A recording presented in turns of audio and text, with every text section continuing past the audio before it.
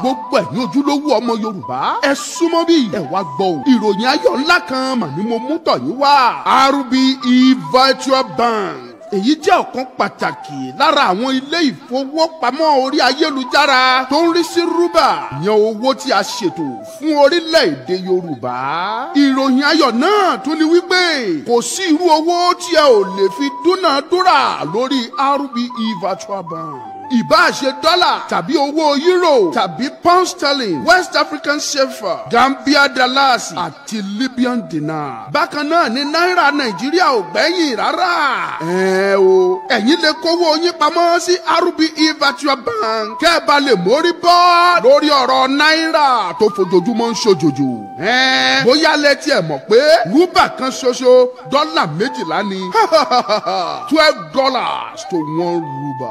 kò wá tán síbẹ̀ o lè fowó ránṣẹ́ sí òkè òkun àwọn tó wà lókè òkun náà sì lè fowó ránṣẹ́ sílé láti inú àpò ìṣúná rúbà tiẹ̀. owó kì í sọnù níbẹ̀ ìfọ̀kànbalẹ̀ wà lórí owó tẹ́ ẹ bá fi pamọ́ sí ilé ìfowópamọ́ orí ayélujára yìí. tètè lọ forúkọ sílẹ̀ lónìí kí o sì gba nọ́mbà ìdánimọ̀ tirẹ̀. fún ẹ̀yin tí ẹ̀ ń fi àlàyé lẹ́kùnrẹ́rẹ́ ẹ pè Bishop Adesina sórí WhatsApp nọ́mbà yìí +234 9067 05 0000 lẹ́ẹ̀kan sí +234 9067 05 0000. WhatsApp nìkan ni kí ẹ ti pe nọ́mbà yìí o tàbí kí ẹ kàn sí wẹ́bsáìtì wọn ìyẹn ní www.rbebanking.org. bákan náà lẹ lè gba mobile app wọn sílẹ̀ látòrí Google Play Store. rúbà owó àwa ọmọ Yorùbá RBE Virtual Bank ló ń ṣètò ẹ̀. tètè forúkọ sílẹ̀ kó tó pẹ́ jù.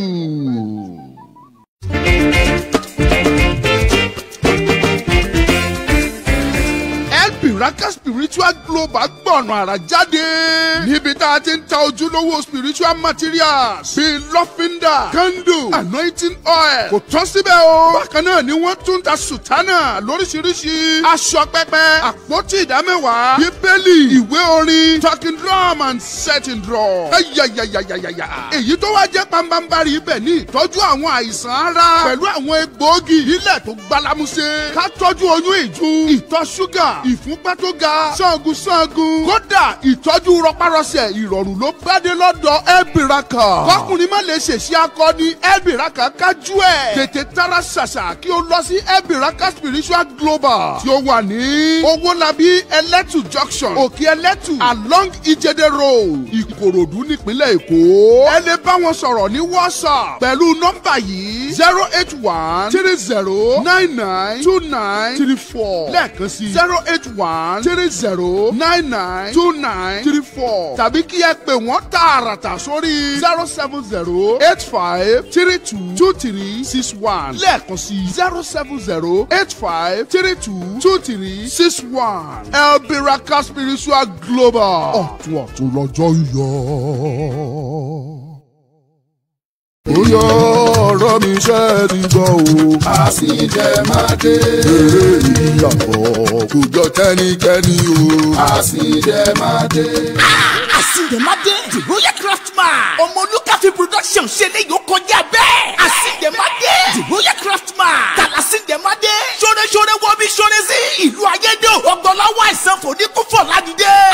Ẹ̀náwó òdu ọmọ bá fárígà. Ó lóun ò lè jọba láìsí adé ìṣẹ̀ǹbáyé o.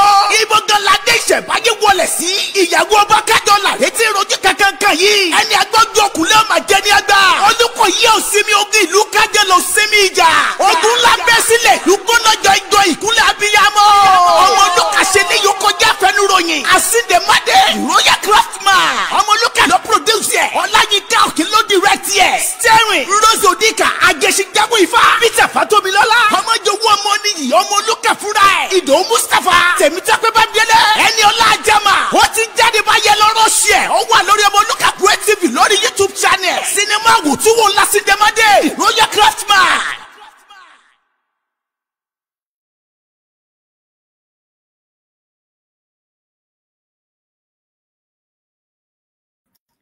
Gbogbo ẹ̀yin olólùfẹ́ Ọmọlúkà Great TV, mo kí yín lọ́mọdé lágbà lọ́kùnrin lóbìnrin lónílé lálejò, mo kí gbogbo yín pápátá lóyún inú láṣẹ ẹ̀bí mo tún ti dé gẹ́gẹ́ bí mo ṣe ń dé o. Ọmọ òkòròkòrò lógun sá ọmọ tipa kìrìkìrì lọ́tọ̀ ọmọ ojúlógún kàjúbà kàkéjà ọmọ akọ́nyábọ́dà màmú karabalẹ̀ ọmọ aṣàkókò yìgbò ṣọ́kọ Èkìtì ṣọ́kọ àkókò ọmọ ògìdán ògùn mọ gàrà ayáran jẹ́ bí ológo ọmọ arógun má sá ọmọ arógun má ṣojú ọmọ alọ́ṣọ mọ́dí gbà tán lọ́wọ́ ọmọ akin. Mo lé gẹ́gẹ́ bí mo ṣe ń dé Ọmọlúkà ni mò ń jẹ́ lẹ́ẹ̀kan sí ẹkú lé gbogbo ẹ̀yin olólùfẹ́ mi, gbogbo ẹ̀yin ojúlówó ọmọ Yorùbá káàkiri àgbà ńlá ayé níbikíbi yòówù tẹ́ ẹ wà lórílẹ̀ alààyè, mo kí yín ẹkú lé ẹkú ìfaradà ẹkú bí nǹkan ṣe ń lọ. Rẹ́rẹ́ ti rún o ẹ ti ẹgbẹ́ dòkó kẹ dòkó rẹ́rẹ́ ti rúnṣẹ́ ẹ tí gbọ́ ṣé mo pé tán bá ti sọ̀rọ̀ fún yàn ẹ máa sọ pé kí ni bàbá yẹn sọ kó ṣọ́tọ̀pọ̀ ẹnu ẹ̀ kó gbẹ́nu sọ́hun kó ṣe gbogbo títí lẹ́ máa sọ ibi ló ń pa wọ́n owó ni wọ́n ń wá viewers ni wọ́n ń wá oríṣiríṣi lẹ̀ sọ ẹ gbọ́ àwọn òyìnbó ní there is sense in nonsense àìdá mo wówó àbí mo wá viewers tàbí mo tiẹ̀ ń ṣe nọ́nsẹ̀nsì tó wù yín ẹ mú sẹ́ǹsì tó wà nínú nọ́nsẹ̀nsì yẹn ẹ yọ kẹrù.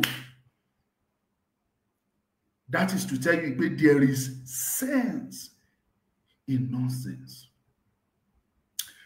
Ọmọlúkà ni mò ń jẹ́ lẹ́ẹ̀kan sí gbogbo ẹ̀yin tí ẹ̀ ń wò mí fún ìgbà àkọ́kọ́ kò dẹ̀ sí nǹkan tí mo gbé dání náà ju ọ̀rọ̀ Yorùbá yìí lọ bí Yorùbá ṣe máa bọ́ nínú ìgbèkùn kò sí nǹkan tẹ́mi ń sọ̀rọ̀ lé lórí jù yẹn lọ. Mi ò kì í parambulate, mi kì í sásọ̀tún kì í sásòsì, mi kì í ṣọ̀tún ṣòsì. Èmi ò sí lára àwọn tó ń sọ pé ṣọ̀tún ṣòsì tí wọn ò bá bì kan jẹ́.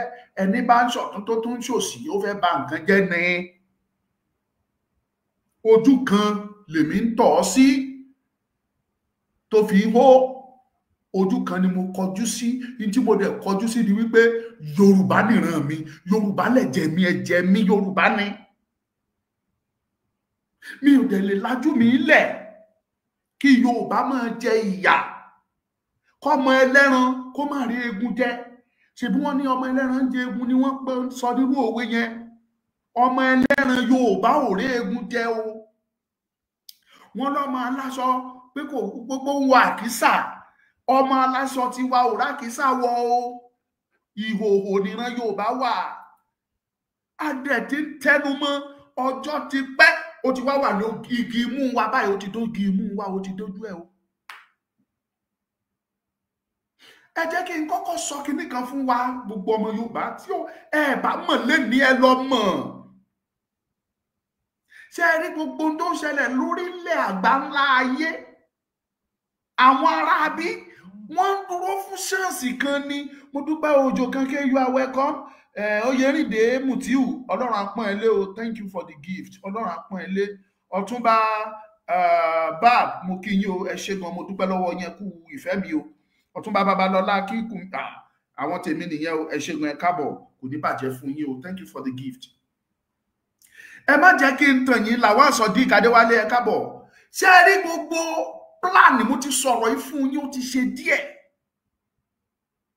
Mo ní àwọn aráabí ti ní, wọ́n ti ní drawing, wọ́n ti ṣe drawing board wọn tó ti ní plan yẹn, long term plan ni wọ́n pè, it is over 50 years tí wọ́n ti ní plan yẹn.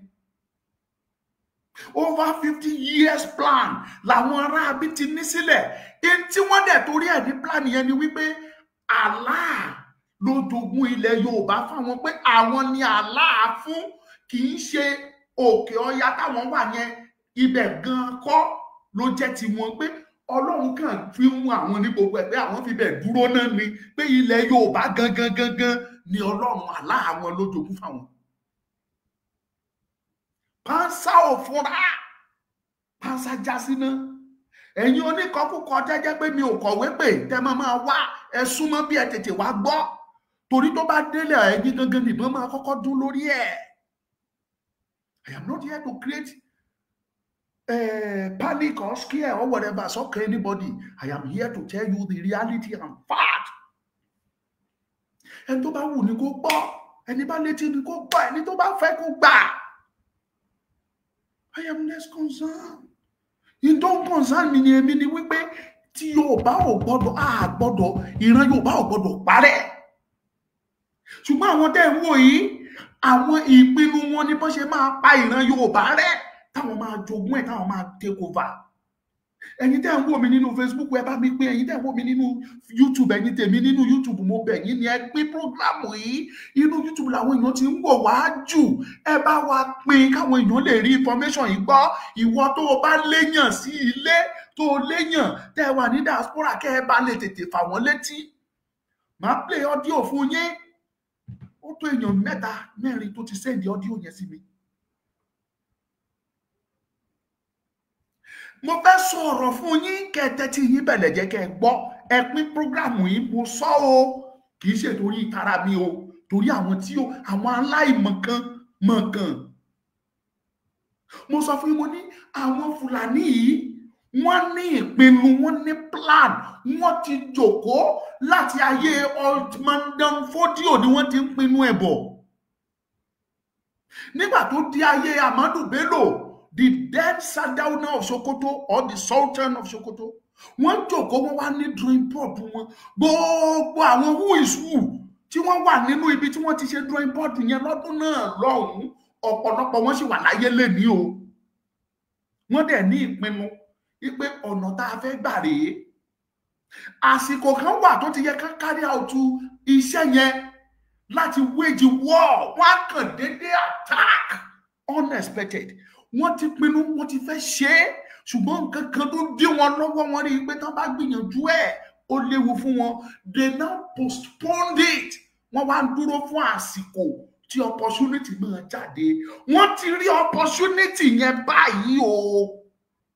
And any moment from now, Yorùbá land, safe. Èmi kàn bí àwọn Fúlàní tá à ń sọ yìí ni. Ẹ̀yin oní jihadi, you are free. Ẹ máa bọ̀ nílẹ̀ Yorùbá, ẹ bá fẹ́ wá pa everybody, you are free. Ṣùgbọ́n ẹ ṣáàjọ́, ṣe rí gbogbo àwọn àgbààgbà wa, ẹ kọ́kọ́ bá wa pa gbogbo wọn tán. Àwọn àgbààgbà, ẹ kọ́kọ́ bá wa yanjú wọn, kẹ́ ẹ pa wọ́n. Àwọn Afẹ́nifẹ́re ẹ mú wọn balẹ̀, ẹ pa ọba, ẹ pa ìjòyè, ẹ pa àwọn olówó, àwọn àgbààgbà, ẹ kọ́kọ́ bá wa yánmùtù gbogbo wọn pátápátá. Ẹ má ti fọwọ́ kàn wá ọ̀dọ́. But a mọ̀ yìí pé àwọn youth gangan náà máa target, torí wọ́n mọ̀ yìí pé youth máa fẹ́ dìde, wọ́n fẹ́ retaliate, wọ́n fẹ́ ṣe. Ẹ jẹ́ kí wọ́n lọ sàn án sí pàtàkì tí mo ṣe sáré wálé ní o. Ẹni bá létí ni kó gbọ́. Ẹ̀yin tẹ́ bá ń wò mí nínú TikTok, ẹ bá mi pín o, kẹ́dẹ̀ bá mi máa like ẹ̀, ó ti yé, ẹ máa tẹ̀. Ṣé ara àwọn people tá ń sọ yìí, Òòṣà Ìbàdàn, mo kí ẹ, you are welcome. Ṣé ẹ ráwọn tá à ń sọ yìí wọ́n ti ní plan yẹn ọjọ́ ti pẹ́ pé ilẹ̀ Yorùbá ilẹ̀ wọn ni títí tó dẹ̀ fi di ọ̀la yìí ọ̀la ọlọ́la yìí part of Yorùbá land ọwọ́ àwọn Fúlàní ló wà ó tẹ́ ẹ̀ bá mọ̀.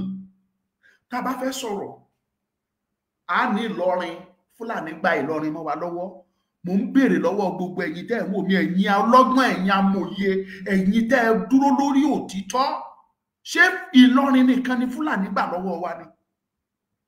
Ìlú tí Fúlàní ti claim mọ́ Yorùbá lọ́wọ́, tí Fúlàní ti claim mọ́ wa lọ́wọ́ ó ju mẹ́wàá lọ.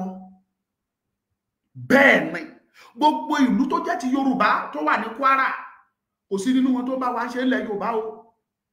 Gbogbo wọn Fúlàní ni wọ́n bá ṣe o, under Fúlàní Emirate ni wọ́n wà o. Tẹ́ ẹ̀ bá mọ̀ kẹ́ lọ mọ̀ lénìí. Ní ilẹ̀ Yorùbá ń bí dẹ̀ tún wá rèé ọ̀pọ̀lọpọ̀ àwọn ìlú tẹ́yìn bílífù kó jẹ́ ìlú Yorùbá tí wọ́n gé mọ́ ilẹ̀ Yorùbá, lóòótọ́ wọ́n gé wọn mọ́lẹ̀ Yorùbá. Ọ̀pọ̀lọpọ̀ náà àwọn ìlú wọ̀nyí ìkáwọ́ àwọn Fúlàní ni wọ́n wà o. Bẹ̀rẹ̀ láti Kìsì, Ṣakí, Ìgbòho, Ọ̀yọ́, Ìṣẹ́yìn, gbogbo àwọn ìlú tó wà ní northern Ọ̀yọ́ state yẹn wà láìsùnmọ́ bí láì. Àwọn Fúlàní wọ́n pọ̀ níbẹ̀ débi wípé tó bá rí wọn ìwà máa bá ẹ pé àṣẹlẹ̀ Yorùbá lélẹ́yìí ni. Gbogbo ìlú wọ̀nyí lèmi ti dé o, mo fojú mi o, mo fi ojú mi rí, wọn ò fi patan o. Bẹ́ẹ̀ bá dí Ọ̀yọ́, Fúlàní fẹ́ẹ́ pọ̀ ní Ọ̀yọ́ ju ọmọ Yorùbá lọ. Reality ni mo gbà fún yín, tẹ́ bá rò pé mò ń parọ́ tó.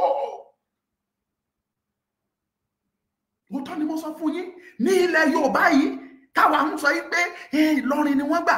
Ní Ìlọrin ọ̀pọ̀lọpọ̀ ìlú ni wọ́n ti gbà mọ́ wa lọ́wọ́ ń bẹ̀.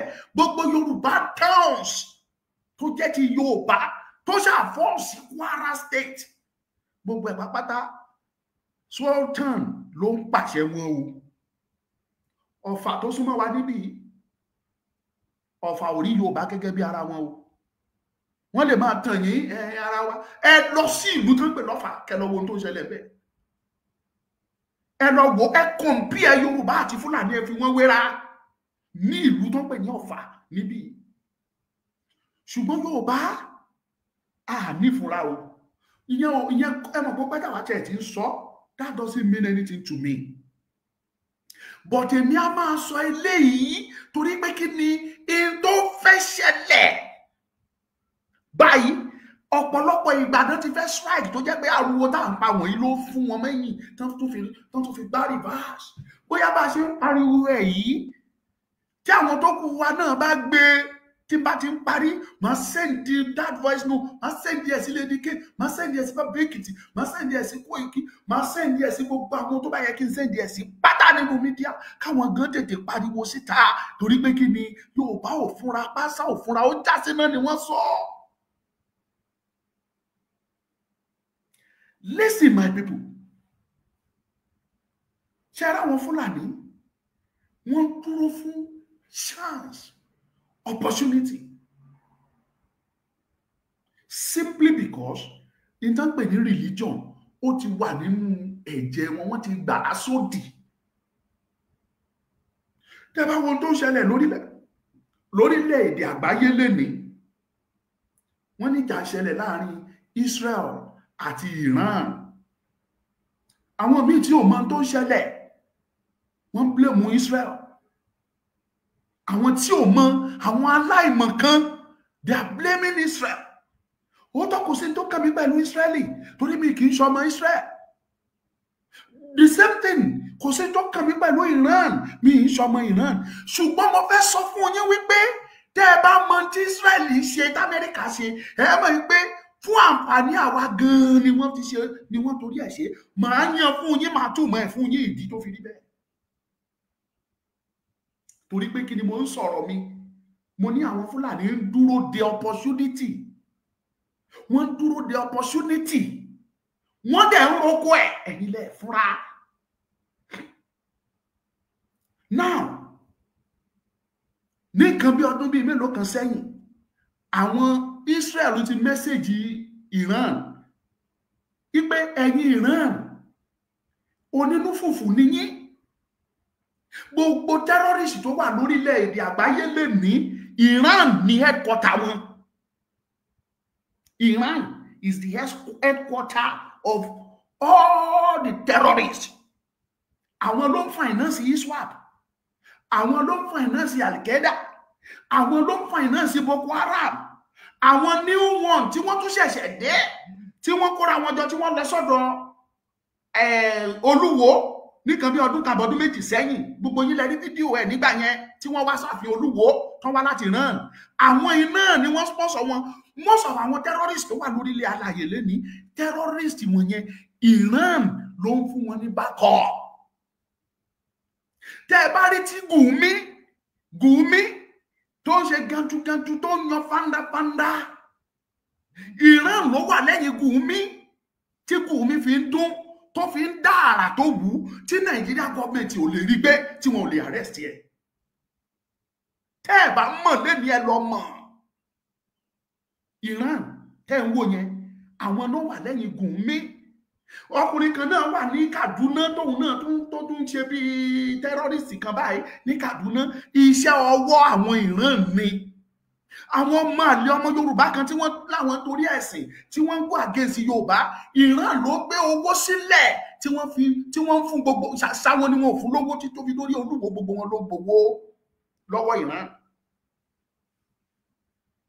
Iran tẹ́ẹ̀dẹ̀ ń wò yẹn tí bá ní wọ́n gbowó Iran ní lówó torí wọ́n ní epo ju Nàìjíríà lọ. Crude oil, epo tẹ́yìn fi ń ṣòro níbí, àwọn ní jù yín lọ. Iran wọ́n ní epo, àyálàyà epo wọ́n ní jù yín lọ. They has that money. Wọ́n tún ní àwọn mineral resources, àwọn ọrọ̀ míì yàtọ̀ sépo. Méjìdé. Israeli message wọn pé ẹ̀yin people wọn nítorí ìwà tó wà lọ́wọ́ yín ìjọ tẹ́ ẹ̀kan expect ẹ̀kan dédé yín nuclear bomb yín ẹ̀kan dédé máa yí sáwọn country kan ni tó dẹ̀ jẹ́ pé country yẹn aparẹ́ tí náà pè ní nuclear bomb, àwọn bọ́ǹbù tó lè pa odidi orílẹ̀-èdè run.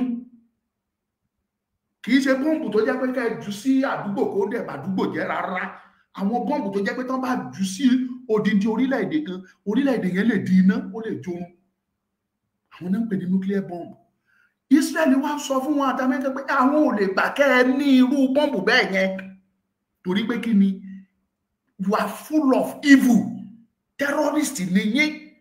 Orílẹ̀-èdè tẹ́ kàn bínú tínú kàn dédé bí yín sí láì jẹ́ kán mọ̀ ẹni tí ẹ kàn mọ̀ dédé ju irú bọ́ǹbù yẹn sí wọn lọ́jọ́ kan ni o. For that reason àwọn ò lè gbà. In tó bí wàhálà tó wà lẹ́yìn nìyẹn. Meanwhile tẹ́ bá wo bí gbogbo ẹ ṣe ń lọ, kò sí kan tó ní kí Iran má step down. Ṣùgbọ́n torí pé wọ́n ní plan, ọ̀pọ̀lọpọ̀ àwọn terrorist group wọn yẹn ni wọ́n ti pamọ́ sábẹ́ tó ń lọ lọ́wọ́ between Iran and Israel tí wọ́n fẹ́ gba ibẹ̀ wọlé in the name of wípé wọ́n gbèjà Iran. Fáàtì ni mo ń gbà fún yín lénìí. Mo sọ fún yín pé Fúlàní ń dúró de opportunity. Kí ló kan àwọn ọmọ Fúlàní tí wọ́n lọ ń protest against Israel ní Nàìjíríà? Kí ló kàn wọ́n? Ṣé wọ́n jọ ọmọ Iran ni? Ẹ̀rí fídíò ẹ̀ níbi tí wọ́n ti kóra wọn jọ tí wọ́n ti ń ṣe protest against Israel. Ẹ̀rí fídíò ẹ̀ máa wá jáde sí máa pílẹ̀ fún mi. Yẹn tí n bá ti rí i pé wọn ò ní fún mi ní kinní kan strike, máa gbé jáde máa pílẹ̀.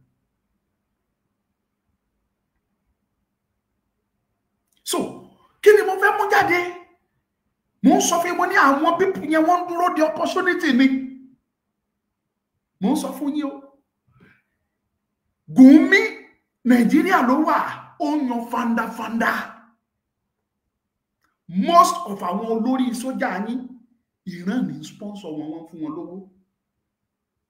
Tẹ́ bá mọ̀ ẹ lọ mọ̀ lẹ́ni most of àwọn tó pera wọn ní Fúlàní military leaders àwọn ọ̀gá nínú iṣẹ́ ológun ní Nàìjíríà. No, there's no doubt. It is obvious that Fulani controls the military. Fulani controls the military of Nigeria, and majority of them ni wọ́n ń gba nǹkan látọwọ́ àwọn ará bí yìí o. Wọ́n mọ ibi tó fi ń ṣe o. Ẹ jẹ́ wá fi gbogbo wọn yẹn lẹ̀. Torí mo máa padà sórí ẹ̀, mo máa yán òdodo ọ̀rọ̀ fún yín. Now, Màámi Ajífọwọ́bá wẹ́ ẹ̀tẹ̀ kápọ̀ jàre, kí n tẹ̀ tó lọ sórí ọ̀rọ̀ VDM, máa play audio kan fún yín bí náà. Onírọ́lá sọ pé lẹ́yìn òun wà lọ́run. Ṣé mo pé mi ti ń sọ̀rọ̀ yìí fún yín ó ti pẹ́? Mo ní àwọn pípù yìí ti ní plan, wọ́n dẹ̀ ní ọ̀nà tó fẹ́ gbà. Wọ́n máa attack school, wọ́n máa attack church, wọ́n attack mosque ní Yorùbá land, wọ́n attack many gathering, event. Ibi tó bá ti ń ṣe event, wọ́n máa attack yín níbẹ̀. Mi ní kẹ́ má ṣe party yín o, ṣùgbọ́n wẹ̀yìn ẹ wò. Mi ní sọ jù yẹn lọ. Now, ẹ jẹ́ padà sẹ́yìn. Mi ní padà sẹ́yìn lórúkọ Jésù, iwájú ni màmá lọ. Ẹ wá gbọ́ kí mú gbogbo àlàyé tí mo ṣe yẹn jẹ́ gbé sẹ́gbẹ́ kan. Ẹ̀yin tí ẹ ń wò mí, maybe for the first time, or ẹ ti ń wò mí tẹ́lẹ̀, ẹ jókòó, ẹ fọwọ́ yín lé, ẹ jẹ́ ká jọ gbé ọ̀rọ̀ yìí yẹ̀ wò. Let us debate on this. Ask yourself, are we supposed to be in Nigeria? Ṣé ó yẹ ká wà nínú Nigeria? Ẹ béèrè lọ́wọ́ ara yín. Ẹ compare gbogbo situation tó ń ṣẹlẹ̀. Ṣé ó yẹ ká wà lórílẹ̀-èdè kan pẹ̀lú àwọn ará bí? They killed over 200 people in Benue. Ìyẹn ò tí ì tán. Wọ́n gbọ̀nà Maiduguri lọ ní Borno. Wọ́n tún pa èèyàn lọ rẹ́rẹ́rẹ́rẹ́. Ìyẹn gómìnà ṣe sọ pé òun ò gbọ́ tí Kano tún ṣẹlẹ̀. The same country ládẹ̀ láàjọ wà. Ẹjọ́ mo ń bí ní ẹ̀yin ọlọ́gbọ́n, ẹ̀yin amòye, ẹ̀yin ọlọ́pọlọ pípé tẹ̀ ń wò mí.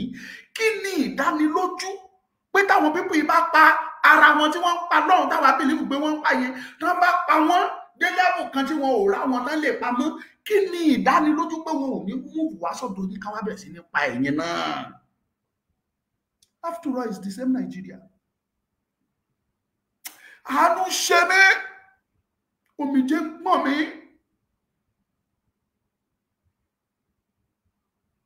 Ìgbà tó sì lọ́ra pé, ìgbà tó sì dẹrùn là ń tẹ mọ́ yín létí sìn. Ẹni ká gbẹdùn lọ, ẹ láàrínjú, ẹni ká sọ́tọ̀. But èmi ń sọ́mọ̀ tún sọ́sẹ́. Bí Ọlọ́run ti ń bẹ tí ẹ̀mí rẹ̀ ń bẹ, gbogbo ẹ̀yin tẹ́ ń gbọ́n mi, ẹ̀yin tẹ́ ń bú wa, bó lè níyín, igbá níyín àwo. Gbogbo yín yẹn pátápátá tọ́rọ̀ bá délẹ̀ tó di gbà, ẹ̀yin lẹ máa kọ́kọ́ forí fa. Ẹ̀yin ni wọ́n máa tẹ̀ kọjá, ó ṣúọ̀. Torí kàkà kẹ́ ẹ sún wa ní backup, kàkà kẹ́ ẹ support wa, kẹ́ ẹ jẹ́ ká jọ kéde kí gbogbo àgbáyé gbọ́ pé a lè dúró síbi tá a wà yìí mọ́. Thank you, brother mi Ọ̀túnba wa Babalọ́lá Akínkúnmi, God bless you, I appreciate. Kàkà kẹ́ ẹ sowọ́pọ̀ pẹ̀lú wa, kẹ́ ẹ jẹ́ ká jọ pariwo, ẹni ṣe là ń ranjú, ẹ ló lè ní wá, ẹ ló ní jìbìtì ní wá, no problem. Ṣùgbọ́n tó bá délẹ̀, ẹ̀yin lẹ máa kọ́kọ́ forí fa o. Ọba Ọlọ́run, ọba tí kì í ṣèkà ni, ọba tí kì í ṣèkà. He's a God of just. Now, ẹ jẹ́ padà síbi tí mo wà. Mo fi ìgbà kan sọ̀rọ̀ fún yín. Òjó kan ké, God bless you, daddy mi. Ẹ try kẹ́ pè mí o, tọ́jọ́ mẹ́ta tá ti sọ̀rọ̀ last year o. Ẹ pè mí o, àwọn tèmi lákòókò nìyẹn. Ṣé rí, mi ò ní tàn yín. Ẹ gbé wa yẹ̀ wò. Àwa àtàwọn ará bí ò kì í ṣe kan. Kí là ń ṣe pẹ̀lú wọn? Kí là ń ṣe lọ́dọ̀ wọn? Must we fold our arms in the name of one Nigeria? Títí nígbà táwọn people yà bẹ̀rẹ̀ sí ní wá àríwá tán bẹ̀rẹ̀ sí ní pa wá nípakúpa. Already they have been killing us. Wọ́n ti ń pa wá, wọ́n ti ń fìyà jẹ àwọn èèyàn wa. So yẹ ká wá fòdò ọwọ́ wa dìgbà tí wọ́n bẹ̀rẹ̀ sí ní pa 200 pa 300 tán máa ju bọ́ọ̀mù sí wa. Àwọn suicide bomber. Yorùbá ò dẹ̀ kí ń fúnra. Obìnrin wọ́n á di bọ́ǹbù sí inú ẹ̀, wọ́n á gbé ìjábù sórí ẹ̀, wọ́n á múra fún bí mùsùlùmí bí ẹlẹ́hà. Á rìn wọ ibi tẹ́ ẹ ti ń ṣe pàtí. Gbòò bọ́ǹbù á dún gbogbo yín á dẹ̀ kú. Wọn ò ní nítorí tí ò sí security, nítorí tí Yorùbá ò fúnra ẹ̀ ní mọ̀. Wọ́n á dẹ̀ pa yín. Ní ọdún tó kọjá tẹ́ ẹ bá gbàgbé, sọdún tó kọjá ló dà ipọ́dún yìí ṣe ní Iléṣà bí Ìjẹ̀ṣà. Ẹ ti gbàgbé pé wọ́n mú àwọn Fúlàní kan bẹ́ẹ̀ níbi tí wọ́n ti ń ṣe bọ́ǹbù. Wọ́n ń to bọ́ǹbù ní Iléṣà bí tí n bá parọ́ ẹ sọ fún mi. Níwùsí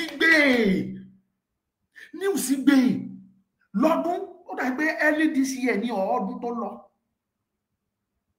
I don't actually remember the time. If not late last year, it will be early this year. Tí wọ́n mú wọn níbi tán ti ń to bọ́ǹbù ní Iléṣà. Àánú ṣe mí fún Yorùbá. Ṣé ẹlẹ́yin tẹ́ wà lábroad? Mo kí yín ẹ kú oríire o. Ẹ kú oríire ẹ̀yin tí ẹ ti bọ́ǹdì yín. Ẹ ti bọ́. Ẹ ti bọ́. Àwa tá a há síbẹ̀ tá a rí mi lọ bá àwa ní kẹ́ àánú wa kó máa ṣe yín. Thank God I don't just go to party anyhow. Mi dédé lọ party. Kódà tí n bá lọ party ojú lalákan fi sọ́rí ni mo fi ń ṣe. Party tí mo dẹ̀ bá máa lọ a jẹ́ pé ẹni yẹn ti jẹ́ onítìjú mi lè avoid ẹ̀ ni mo ṣe fẹ́ lọ. Ẹ gbọ́ ṣe rí ìjà tó ń lọ láàrin Iran àti Israel, àwọn ará bí fẹ́ gbabẹ̀ wọlé o. Mi ìṣú ọ̀pẹ ẹ gbọ́ mi dáadáa. Àwọn ará bí fẹ́ gbabẹ̀ o. Ayé lẹ́nu pé kí ló ọ̀nà wo ló gbà fi kàn wá? Òótọ́ ni. But ta ló mọ ibi tí ọ̀rọ̀ yẹn fẹ́ láǹdì sí lọ́wọ́lọ́wọ́? À ń bẹ Ọlọ́run kó má láǹdì sí world war. Torí tó bá ti lọ di pé gbogbo àwọn orílẹ̀-èdè yẹn ni wọ́n ní pọ́lísì, oníkálukú ló ní pọ́lísì tó ń tẹ̀lé. Gbogbo wọn náà jọ ní agreement. Ṣùgbọ́n mo jù ẹ́ ò jù mí, mo jù ẹ́ ò jù mí ò tó mi tó ń ṣẹlẹ̀ láàrin gbogbo wọn ó lè dá wàhálà sílẹ̀ anytime. Yorùbá land were supposed to be one of the safest country in the world because we are peaceful. Ní dédé kọlù yàn, dẹ̀ ní dédé sọ pé èèyàn méjì ń jà. Yorùbá ò kì í ṣe é. Àwọn méjì ń jà, wà dẹ̀ máa sọ pé lágbájá lèmi ń support, lágbájá ni mo. Yorùbá ò ní ṣe. Yorùbá máa wọ́nà bó ṣe máa paná ẹ̀ ní. Ẹ jẹ́ ká bára wa sọ̀rọ̀. Ìjà tó fẹ́ jà yìí ó lè kan àwa náà. Ẹ jẹ́ ká wọ́nà ká paná ìjà yẹn. That is Yorùbá. Ẹ má ṣe nígbà mi sọ pé áńgẹ́lì ni wá o. But ó wà nínú ìran Yorùbá nú ẹ̀jẹ̀ wa. 80 to 90% of ọmọ Yorùbá ló máa ṣe irú ẹ̀. Tó bá rí téèyàn méjì ń jà, bó ṣe máa paná ẹ̀, bó ṣe máa sọ fún wọn pé ẹ má jà, tó ṣe máa create àlàáfíà sáàrin wọn ló máa wà. That is ẹ̀jẹ̀ Yorùbá ni. And for that reason, we were supposed to be one of the most safest and peaceful country in the world. Tó bá jẹ́ pé ẹ gbà ká dá dúró on our own. Báwo lẹ ṣe expect pé omi gbígbóná àtomi tútù ẹni káwọn méjèèjì jọ máa ṣe?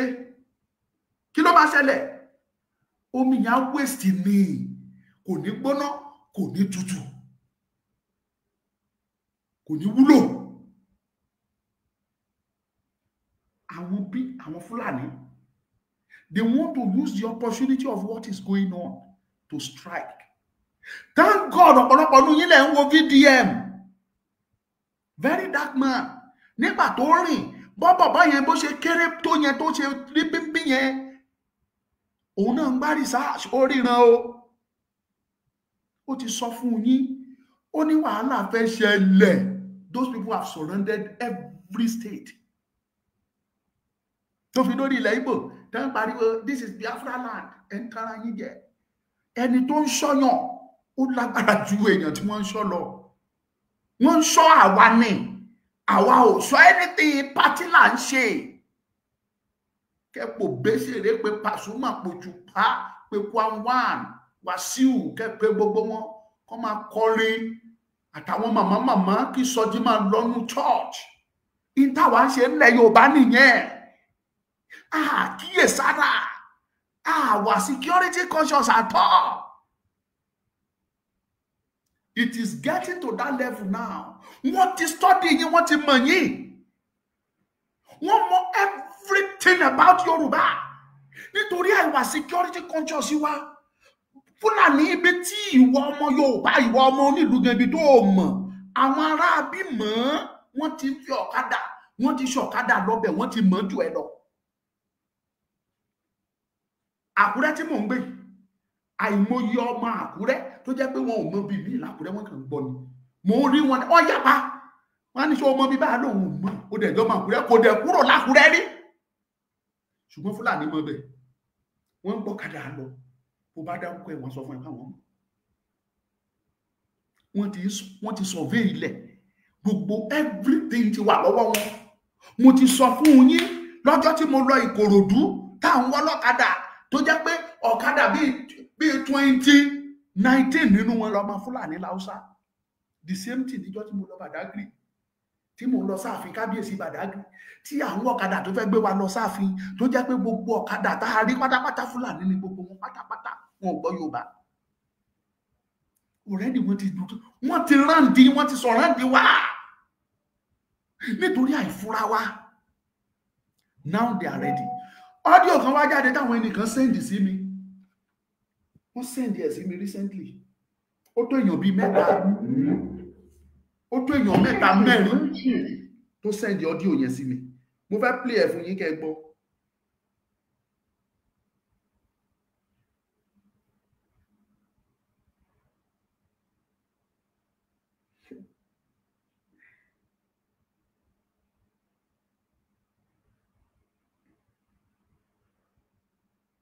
Mo fẹ́ play ẹ̀ kẹ́ gbọ́ audio yẹn. Nínú nọ́nsẹ́ǹsì ẹ máa mú sẹ́ǹsì jáde. Ẹ compare tí ọkùnrin sọ, ẹ compare pẹ̀lú tí Very Dark Man sọ.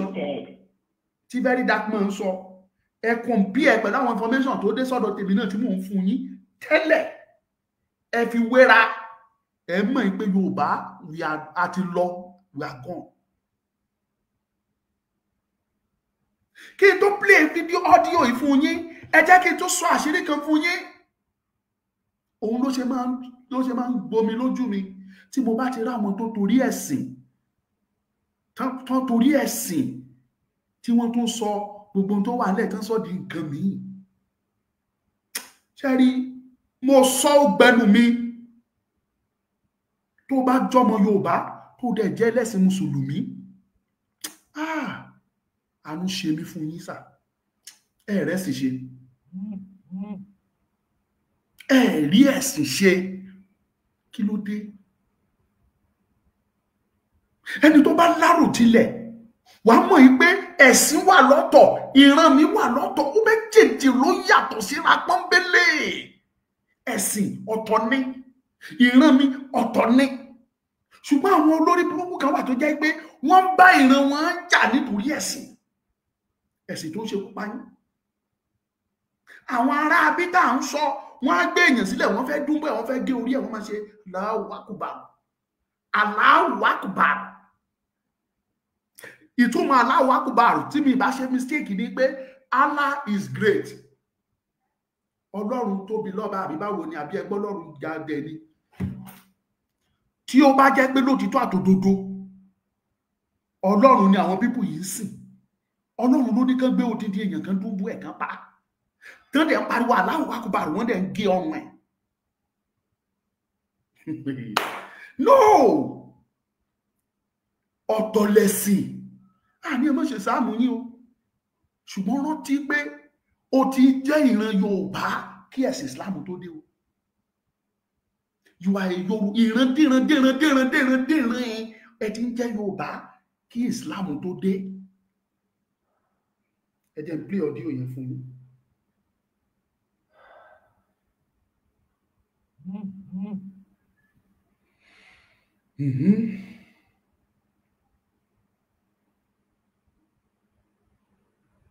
Kí n jẹ́ kí àwọn èèyàn wa mọ̀ wípé ẹ gbọ́ láti bẹ̀rẹ̀. Sí gbogbo àwa ọmọ Yorùbá, ọmọ káàárọ̀ oòjíire, ẹ jọ̀ọ́ ẹ tẹ́tí lẹ́kọ̀ọ́ kẹ́ gbọ́ mi. I got this message from a close source tó jẹ́ wípé ó wà ní military, àbúrò ló jẹ́ fún mi. Ó pè mí, ó lóun ò lè pe Nàìjíríà láti sọ̀rọ̀ ìfọ́lọ́ láti jẹ́ abroad ló lè pè. Ó lóun ò lè pè ní direct line, only because wọ́n monitor gbogbo call wọn pátápátá. Ó ní kò sí gbogbo call direct call tí any person tó wà nínú combat ní military Nàìjíríà tó lè make out tí ó kì í gba ọ̀dọ̀ wọn ọ̀gá wọn. Ó ní wọ́n ti ṣe síbẹ̀ tó pé gbogbo conversation ló gba ọ̀dọ̀ wọn, so wọ́n máa listen sí gbogbo conversation. Ó ní but ó ní wọn à lè get ti WhatsApp. Ó ló fi pè mí. Ó ní kí n jọ̀ọ́ kí n jẹ́ kí àwọn èèyàn wa mọ̀ wípé nǹkan kan lè ṣẹlẹ̀ very soon ní ilẹ̀ Yorùbá. Ẹ ń gbọ́ o, nǹkan kan very soon. Àti ilẹ̀ Ìgbò. Àti ilẹ̀ Ìgbò. Ó ní nǹkan kan lè ṣẹlẹ̀. Ó lóhun tí ìmọ̀ ni wọ́n sì ń sọ ní kákọ́ọ̀sì wọn ní báràkì ni pé ó likely pé wọ́n fẹ́ ṣọ́ọ̀bù wọn, wọ́n fẹ́ kó wọn lọ sí north, wọ́n máa tún kó àwọn míì wá, àwọn set of military young soldiers, wọ́n máa kó wọn wá sísàlẹ̀, wọ́n máa kó wọn lọ sí south east, south side àti south west. Àwọn pípù tá à ń sọ yìí, ẹ má gbàgbé mo sọ fún yín, wọ́n ti implant àwọn èèyàn wọn sí inú military pátápátá. Àbẹ́ ti gbàgbé ni, ṣé ti sáré gbàgbé ni, almost 200 plus tí wọ́n láwọn Boko Haram repentant tán dẹ̀ dé, wọ́n dẹ̀ kó gbogbo wọn sínú iṣẹ́ sójà. Ṣé ti sáré gbàgbé ni ẹ̀yin èèyàn mi? They control the military. Anyway, ẹ máa gbọ́ lọ. West. Ó ní ṣé mo rí àwọn Fúlàní tán. Please power tap, ẹ bá mi tap ẹ jọ̀ọ́. Wá sí ìsàlẹ̀ yẹn pátá. Ó ní àwọn ajagun ní àwọn apànìyàn ní. Ó ní ṣé a rí obìnrin láàrin wọn, ó láàrin obìnrin láàrin wọn. Ó ní ṣé mo rí wípé láìpẹ́ láì jìnnà àwọn obìnrin Fúlàní tán wà níbi Sẹ́ríkí, tán wà ní Èkó, tán wà ní gbogbo àwọn ilẹ̀ Yorùbá ti bọ̀. Ó lè rí pé wọ́n máa di ẹrù wọn, wọ́n máa padà lọ sí north. Ó láwọn obìnrin àti ọmọ kéékèèké wọn ni pé wọ́n máa kó wọn lọ, wọ́n ti sọ pé ká máa pa sí north àwọn obìnrin wọn àti àwọn kéékèèké wọn, wọ́n máa kó wọn pa lọ sí north àti àwọn àgbàlagbà wa arúgbó wọn. Ó ló máa kó àwọn ọ̀dọ́ sílẹ̀. Ó ní tá bá ti rí pé gbogbo àwọn obìnrin wọn àti ọmọ kéékèèké wọn àti àwọn àgbàlagbà wọn tá lè jà pé wọ́n ti lọ tán. Ó ní ìgbà ìkíní ẹ̀ máa bẹ̀rẹ̀. Ṣé ẹ ti gbọ́ bẹ́ẹ̀ yẹn? Very soon, within a period of 2 weeks. Ó ní so ó ní àwọn Fúlàní tán wá sí ìsàlẹ̀ wa tán kó wọn wá yẹn.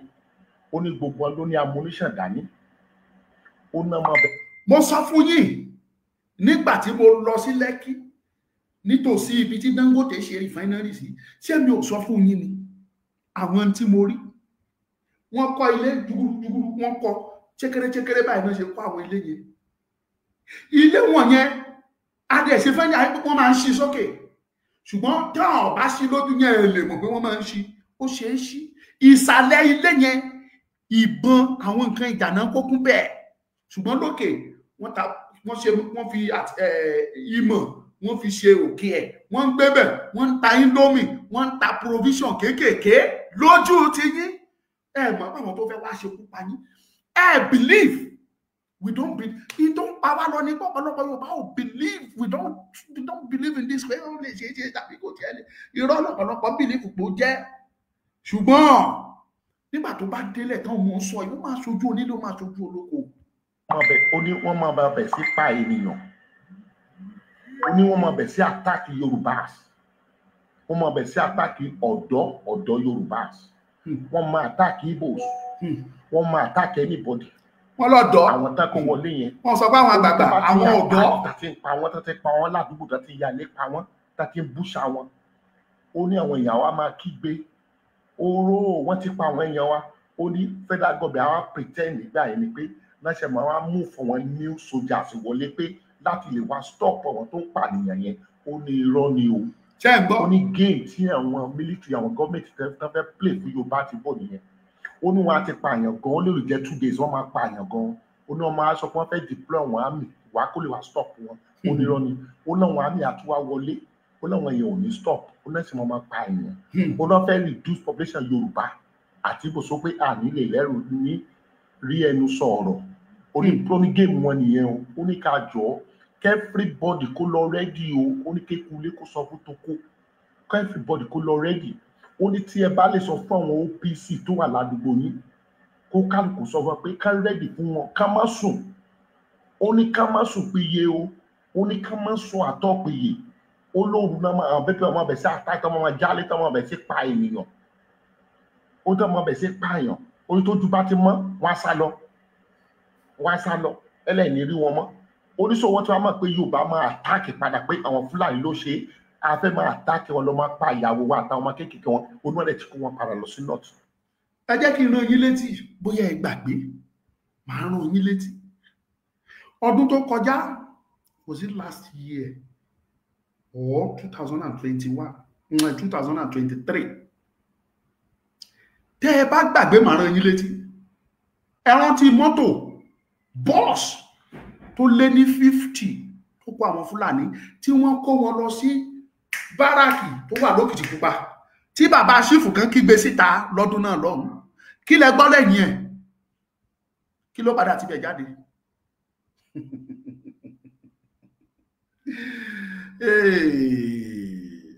Ẹnìkan sọ̀rọ̀, Lawan sọ̀rọ̀, ó ní it was Buhari regime. Of course, brother, ó lè jẹ́ Buhari regime. But the question is this. Gbogbo àwọn nǹkan tá a sọ ṣé kò ṣẹlẹ̀? Ṣé àárí? Mọ́tò tó lòdù tí wọ́n kúnnú ẹ̀ tẹ́tẹ́tẹ́ tí wọ́n lọ sí Òkìtìpupa nígbà yẹn. Kí lẹ gbọ́ nípa ẹ̀? Ibo ló parí sí, ibo ló end sí? Àṣẹ̀yìnwá àṣẹ̀yìnbọ̀ ẹ̀ ṣe rántí tí wọ́n sọ fún wa. Wọ́n láwọn tí wọ́n kó wá tán wá ṣe training ni.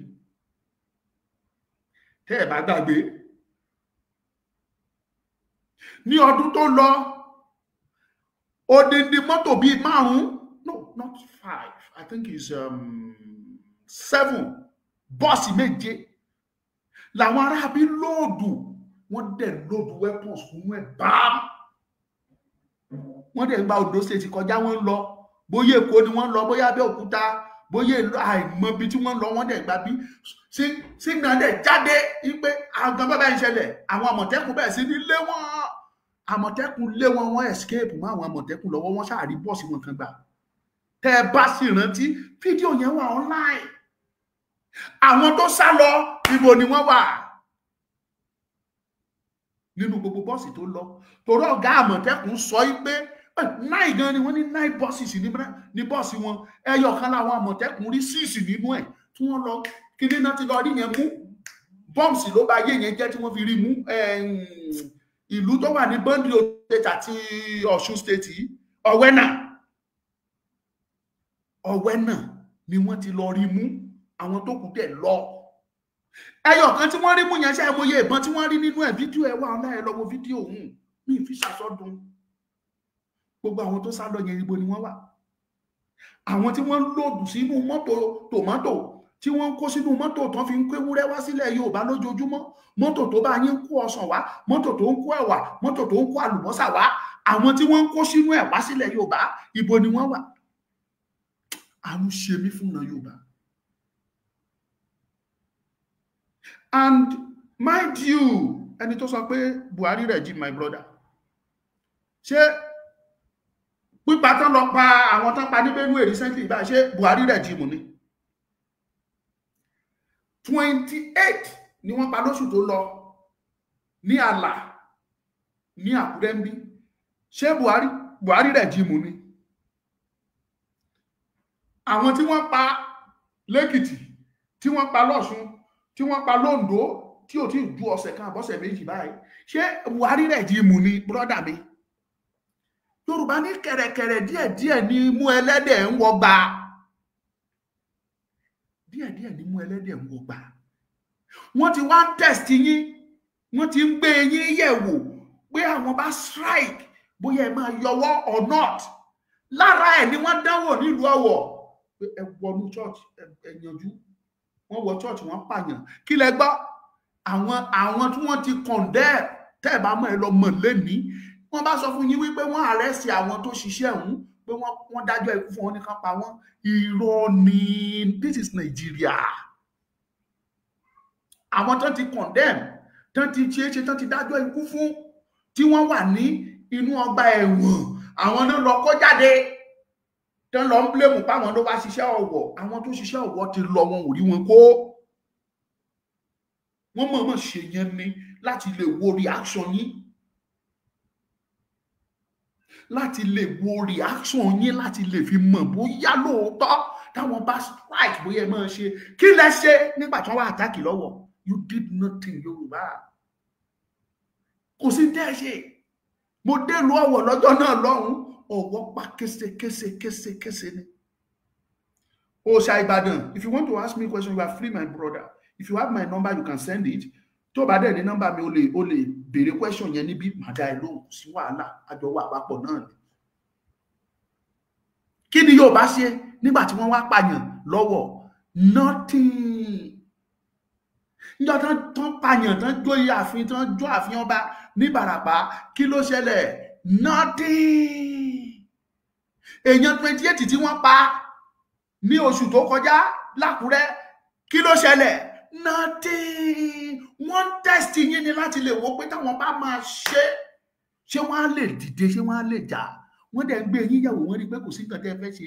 Ìyẹn náà ṣe ní plan now, proper planning to strike.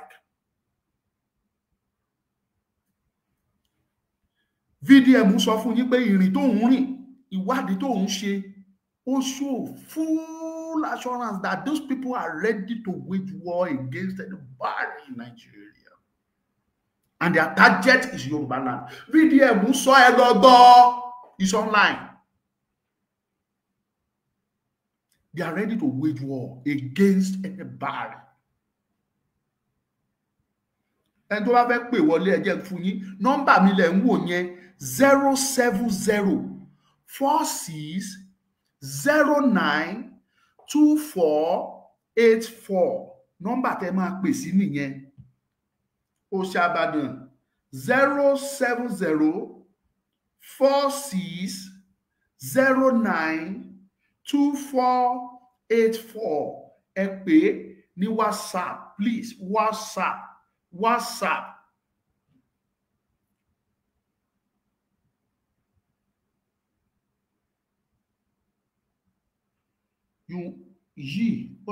Question. I want to ask what's your disposition towards the present Tinubu administration. I am not a politician, my brother.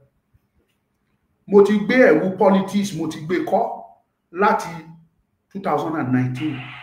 Thank you for the gift.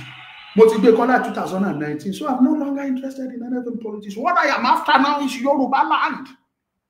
Freedom of Yoruba land. It don't jáde lẹ́nu mi is freedom. Freedom is coming tomorrow. Get ready, mama, prepare for your freedom. Freedom is coming. Wọ́n sọ fún yín pé àwọn terrorists, wọ́n náà sọ pé àwọn repent, wọ́n dẹ̀ bá yín kó gbogbo wọn wíì, wọ́n kó wọn sínú iṣẹ́ sójà. Ẹjọ́ security wo ló wà ńbẹ̀ mọ́? What is security in that? Ẹ̀ẹ́dẹ̀ fúnra. Ẹni tó bá fẹ́ pè mí kó pè 07046092484. That is the number. Àní pẹ́ mọ́ tá a máa fi parí ètò yìí. Ìgbọràn sàn ju ẹbọ rírú. Yorùbá ẹni bá fẹ́ràn máa ṣe pàtì yín lọ. Ẹ máa ṣe òkú àgbà. Ẹ pa màlúù 50. Ẹ pa màlúù lọ rẹ́rẹ́rẹ́rẹ́ dáná lọ. Ẹ ta ilé bàbá yín, ẹ ta ilẹ̀ bàbá yín. Ẹ fi ra màlúù. Ẹ fi pelére, ẹ pe Òṣùpá, pe Wàsíù, pe gbogbo wọn. Ẹ máa ṣe pàtì, ẹ máa jó lọ. Ó kù tíntínní, wọ́n máa fi wọlé sáàrin yín. Ẹ ní bí wọn ò ní ṣẹ́ẹ̀kì. Nígbà tó bá múra tó fẹ́ wọlé, tẹ́ ẹ̀ ń wò bí ẹlẹ́hàá. Tó bá rí i pé tó máa múra bí ẹlẹ́hàá, pé wọ́n lè tètè fẹ́ ṣe amúra bí obìnrin tó fún ẹ̀ dáadáa. Ẹ rò pé ṣe ló sanra, bọ́ǹbù ló wà lára ẹ̀. Tó bá wọ bẹ̀, ó kàn máa mú bí eléyìí ni á dẹ̀ rọra tẹ̀. Kíní wọn á ti wà lọ́wọ́ ẹ̀, fóònù lẹ máa pè é. Á dẹ̀ rọra tẹ̀. Gbòò, kò sẹ́ni tó máa escape ń bẹ̀, gbogbo wọn lákò. Ìgbọràn sàn ju ẹbọ rírú. Ẹni bá létí kó gbọ́, a máa sọ tètè mi. Mo kúkú tún ti sọ eléyìí, alágẹmọ ni mí. Mo ti bímọ tán, àìmọ́jọ́ ó kù sọ́wọ́ yín. Àìmọ́jọ́ kù sọ́wọ́ yín. Ṣé rí? Mo sọ eléyìí fún yín kẹ́ bá lè mọ̀ ní o. Àwọn tẹ́ ń wò yìí, wọ́n ń wá opportunity ni pé kí nǹkan kan ṣáà ṣẹlẹ̀ kán lè rí bẹ́ẹ̀ gbà wọlé. Kí nǹkan kan ṣẹlẹ̀ kán gbàbẹ̀ wọlé sí yín lára. Ẹ wá mọ̀ pé kíjìpá ò kì í ṣàwò.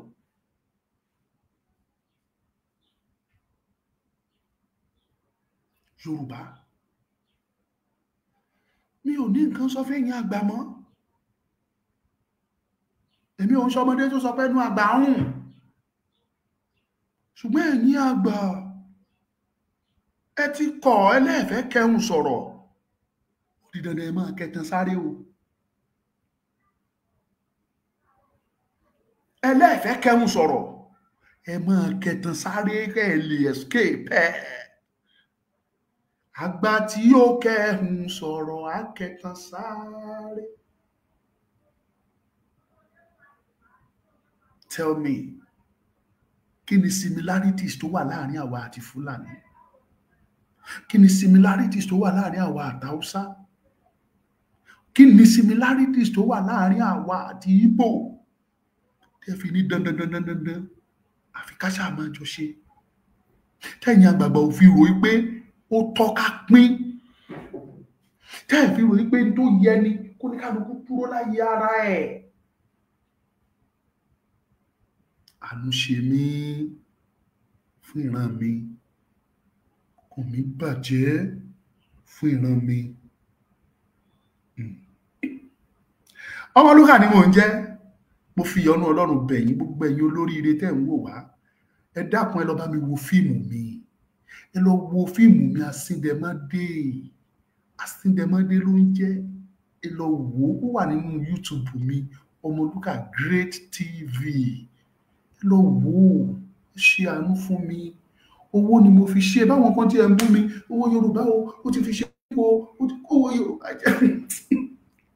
Ó ti kówó Yorùbá jẹ́ ó ti fowó Yorùbá ṣe fíìmù. Mo ṣáà dúpẹ́ pé mo fi ṣe fíìmù. Kì í ṣe èmi nìkan ni màá dáwọ́, ẹ̀yin náà lẹ máa bá mi wò. Ẹ lọ bá mi wò ó kí lè rówó. I spend money. Owó la fi ṣe. Ìjọba bá wa wò ó. Ojú ò ní tì yín. God will continue to bless you, my family. Ọlọ́run á pọ́n yín lé, Ọlọ́run á dáàbò bò gbogbo wa. Kí n tó máa lọ ẹ sáré gba jíngù Asíndẹ̀mádé yẹn sáré wò. Ẹ̀yin kan tẹ́ bá wo fíìmù yẹn mọ̀ pé ó dùn.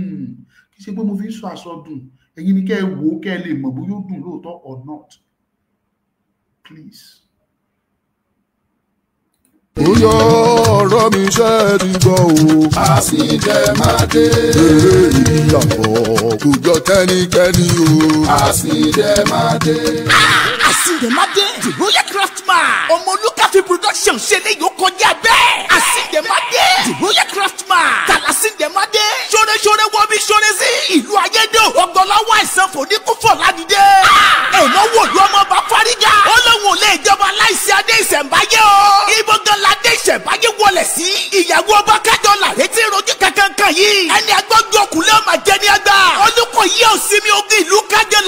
ìjà. Ogun ńlá bẹ́ sílẹ̀ ìlú gbóná jọjọ ìkúlẹ̀ abiyamọ.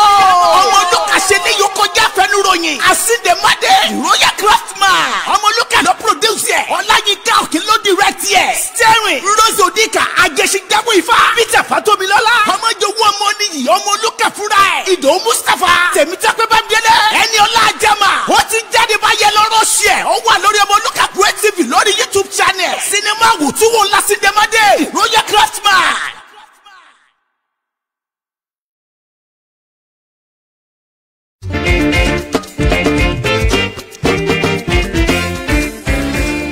Miracle Spiritual Global gbọ̀nà àrà jáde níbi tá a ti ń ta ojúlówó spiritual materials bíi lọ́fíńdà candle anointing oil kò tán síbẹ̀ o. bákan náà ni wọ́n tún ta sùtánà lóríṣiríṣi aṣọ pẹpẹ àpótí ìdámẹ́wàá bíbélì ìwé orin talking drum and setting drum. ẹyàyàyàyàyà èyí tó wá jẹ́ pambambari ibẹ̀ ní ìtọ́jú àwọn àìsàn ara pẹ̀lú àwọn egbòogi ilẹ̀ tó gbálámúṣe ká tọ́jú oyún ìju ìtọ̀ ṣúgà ìfúnpá tó ga ṣáàgùn kódà ìtọ́jú rọpárọsẹ̀ ìrọ̀rùn ló bá dé lọ́dọ̀ Elbiraka. kọkùnrin má lè ṣèṣe akọni Elbiraka kájú ẹ̀. tètè tara ṣàṣà kí o lọ sí Elbiraka Spiritual Global tí ó wà ní Owólabí Ẹlẹ́tù junction Òkè Ẹlẹ́tù along Ìjẹ̀dẹ̀ road Ìkòròdú nípínlẹ̀ Èkó. ẹ lè bá wọn sọ̀rọ̀ ní WhatsApp pẹ̀lú nọ́mbà yìí 08130992934 lẹ́ẹ̀kan sí 08130992934 tàbí kí ẹ pè wọ́n tààràtà sórí 07085322361 lẹ́ẹ̀kan sí 07085322361 Elbiraka Spiritual Global ọ̀tún lọ́jọ́ yọ.